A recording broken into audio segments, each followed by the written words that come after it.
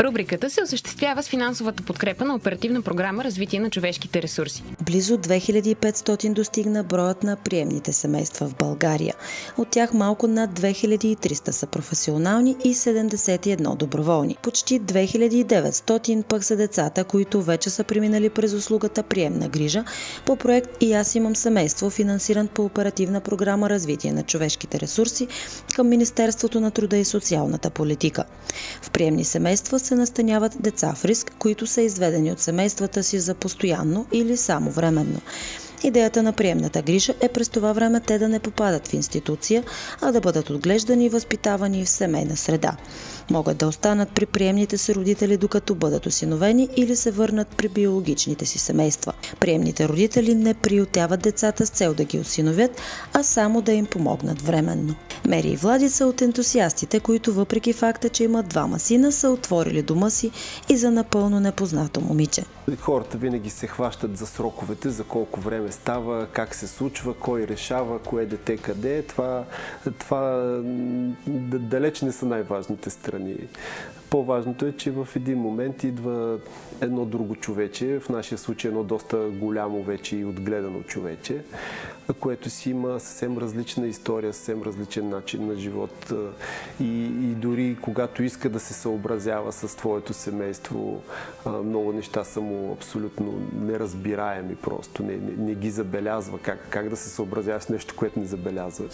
Порасналото човече всъщност се казва Катя. Живее в семейството от 2 години и половина. Лудницата стана още по-голяма. Наистина са много шумно, емоционално, постоянно някой те дърпа от някъде с нещо, те занимава, нещо ти обяснява, трябва да обърнеш внимание на всички. Променила се е динамиката, но трябва да ни е шарено. То си беше детинско тогава. Конфигурацията беше и тя, и сина ни на 12, по-малкия син на 10. Фактът, че вече не двама, а 3 се нуждаят от тях, не ги плаши. И Влади и Мери гледат философски на нещата. Категорични са, че са предоставили на едно дете не само храна и подслон.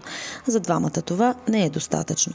Според тях всяко дете трябва да живее в среда, в която получава обич и подкрепа. В началото наистина е трудно, защото това е ново място. Трябва време на един човек да се адаптира, обаче фактически исках.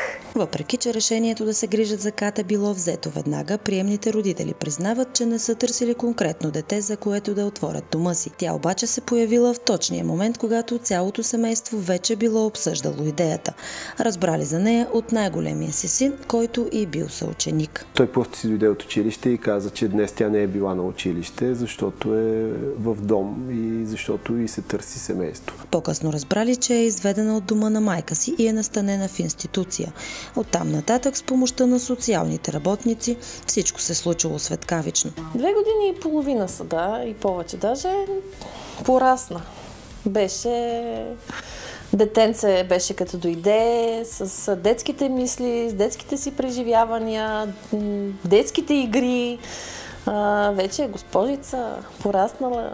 Междувременно Влади работи като психолог. Мери пък стои вкъщи. По професия е професионален приемен родител. Финансовата подкрепа в отглеждането е по Оперативна програма Развитие на човешките ресурси към Министерството на труда и социалната политика. Основната цел е да се продължи политиката на държавата за деинституционализацията на децата и настаняването им в семейна среда. Занимавам се с рисуване, общо взето. Обичам да чета книги. В момента Катя често се вижда и с биологичната си майка. Въпреки че тя не може да се грижи за нея, двете са близки. Приемните й родители пък я насърчават. Въпреки че я чувстват като част от семейството, не я спират да търси собствения си път в живота. А докато това стане, ще й помагат по всякакъв начин, по който могат да го направят. Рубриката се осъществява с финансовата подкрепа на Оперативна програма Развитие на човешките ресурси.